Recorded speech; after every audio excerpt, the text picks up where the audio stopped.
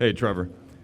Just wondering some of the initial conversations you've had with the team so far, with the coaching staff. What stands out to you most about what your spot in this group is going to be, and what are you kind of most looking forward to getting the season started?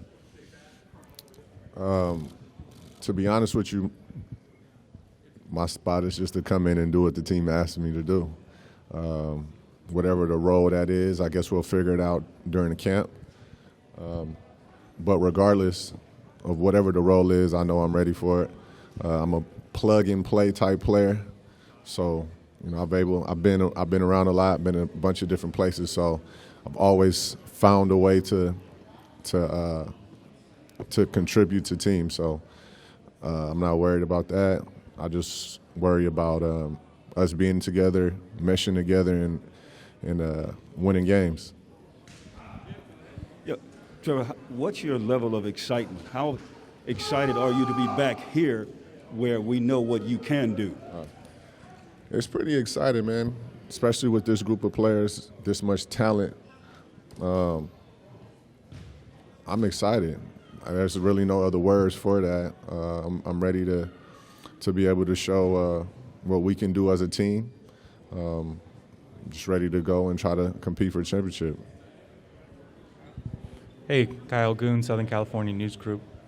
Trevor, the last couple seasons, you didn't go to the bubble, right? And you did, and then you started last year sort of in a different situation. Haven't really had a full season in 2 or 3 years. What do you think being with the team at the start and being able to go through a whole season in one organization is going to be able to? What's that do for you? Well, to be on the team from the beginning of the season, if that's what you're asking me, I think is important. I get a full season or however long to to train with a team, to learn, to try to build habits, to compete for a championship. Trevor, what's up? Dan Wakey with the Los Angeles Times. Good to see you back in LA. There's been a lot of talk about sort of the overall age of this team. Yeah. What do you think it's going to be like to play on a team that's this, I guess, veteran?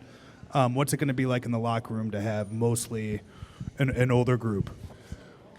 Well, to me, I feel like we're peers. So our age together. It's almost like we're coming into the league at the same time. So it'll be kind of like being a rookie, right?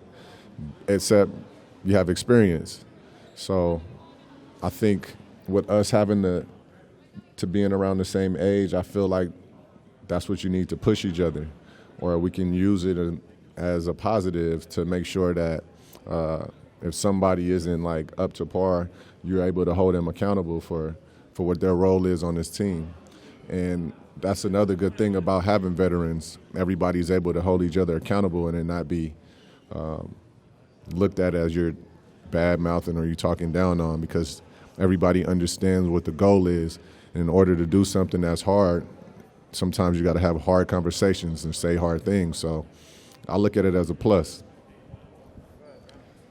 What's up, Trevor Ariza? Hey, what pulled you back to the Lakers, and who was the biggest person that influenced your decision? The biggest person that influenced my decision to come back to the Lakers was my son, Tristan. Yes, my son.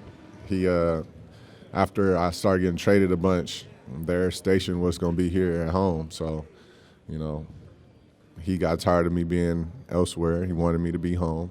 So outside of basketball, he was the biggest influence. But the Lakers speak for themselves. This is a franchise a franchise that, is tied for the most championships in the game. So everybody wants to put this jersey on, my belief. But Russ, as soon as he got traded, he's on my phone, like, "What's up, man? I need to talk to you." I'm like, "What the fuck you want to talk to me about?" But yeah, Russ is my dog, and we stayed in like constant communication. So probably Russ. Trevor, good to see you. Welcome back. So there's two universal truths of this team. One, that you're one of the Vegas favorites to win it all. I'm sorry, I can't hear you. Okay, there's two truths about this team that we know. One, that you're one of the Vegas favorites to win it all, and the other that there's 11 new players on this roster. So those two things in NBA history usually don't go together. How can you fast track camaraderie, being able to play together? You say you're a plug-and-play guy, but maybe not all 11 guys are plug-and-play guys. How did you guys do that this year? Well, I think for us to be able to be the best that we can be, sacrifices is needed.